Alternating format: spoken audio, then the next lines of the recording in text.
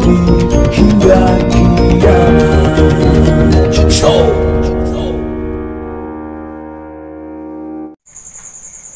Assalamualaikum warahmatullahi wabarakatuh.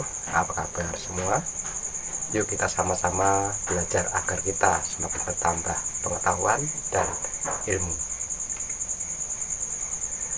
Kali ini saya akan membahas tentang Qodam sesuai dengan pengetahuan dan pemahaman saya. Semoga ada kesamaan pemahaman. Tapi sebelumnya jangan lupa, Qodam itu berasal dari kata jamak khodim. Jika diartikan dalam bahasa Indonesia disebut pembantu, atau istilah Qodam berasal dari bahasa Arab yang berarti pembantu, penjaga, atau pengawal yang selalu mengikuti. Dalam bahasa Arab, pembantu rumah tangga, sopir, tukang kebun, dan satpam juga bisa disebut sebagai Qodam. Dari sini pasti sedikit banyak paham ya. Sekarang kita kupas lebih dalam lagi. Sebenarnya bacaannya bukan Qodam tapi Qudam. Ya karena lidah atau logat orang Indo, untuk mempermudahnya diucapkan Qodam. Kita sebagai orang Indonesia pasti tidak asing terhadap penyebutan Qodam. Apalagi bagi kalangan orang yang mempelajari ilmu supranatural atau spiritual atau ilmu gaib. Mungkin saking sukanya hal-hal gaib, akhirnya setiap kata Qodam selalu dikaitkan dengan hal gaib. Padahal dari negara aslinya nggak seperti itu. Sekali lagi, kalau di Indonesia pembantu, tapi kalau di Arab Qodam atau Qudam. Dari banyaknya pendapat orang-orang pintar, akhirnya membuat yang mendengar hal itu jadi ada yang penasaran, ada pula yang merasa takut sama Qodam, padahal mereka belum paham sepenuhnya.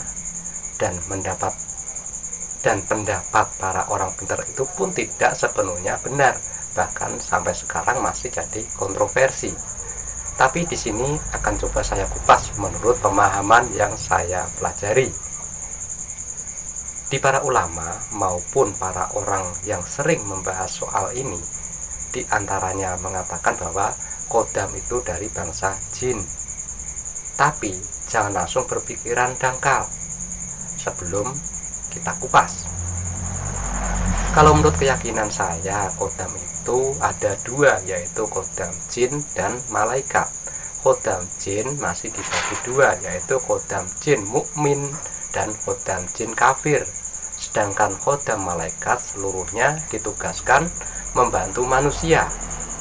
Dalam pandangan ulama, ada yang membolehkan kita bersahabat dengan jin, ada yang netral, ada pula yang melarang.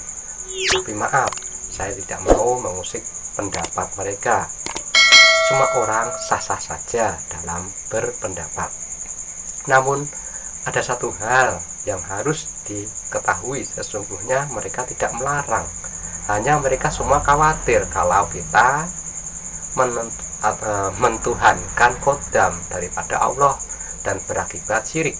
Karena tidak bisa dipungkiri kalau kita sejak lahir sudah diberi pembantu gaib atau Qodam dari bangsa jin dan malaikat yang ditugaskan menjaga kita. Yang dari bangsa jin disebut jin korin, sedangkan dari malaikat bernama mulhim ya, jangan salah. Masalah dua pendamping ini jelas lagi, lebih jelasnya lagi ya silahkan tanya ke Mbah Ustadz atau pesantren, pasti juga paham. Kedua penjaga gaib ini ditugaskan Allah menjaga manusia sejak lahir sampai ajal. Jadi jelas tidak mungkin kita tidak bersahabat dengan mereka kecuali kita sudah mati. Dari sini pasti semua paham. Untuk sahabat pasukan keramat yang sudah mendalam ilmu syariat, pastinya paham dan mana yang boleh serta mana yang tidak boleh, silahkan dipikirkan sendiri. Inti dari pembahasan ini begini: bagi siapapun yang mendalami ilmu gaib atau memiliki Qodam, baik yang menuntun ke jalan Allah, mengajak mendekat diri pada Allah, menjalankan syariat, serta menjauhi perbuatan dosa atau sindik, maka itu adalah ilmu hikmah. Ilmu yang baik harus kita pertahankan dan kita jaga gitu. Karena ilmu itu karunia Allah.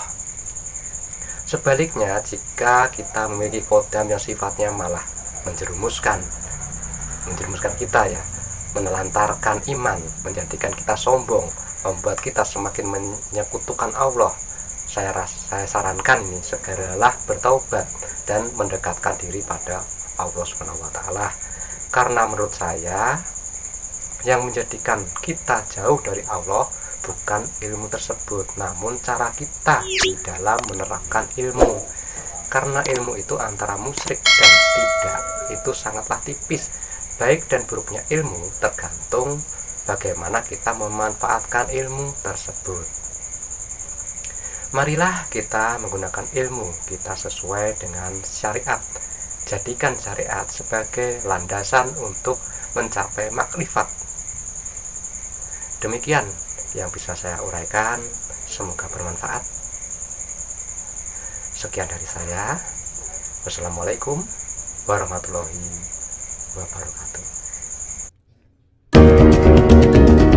Pasukan Bernama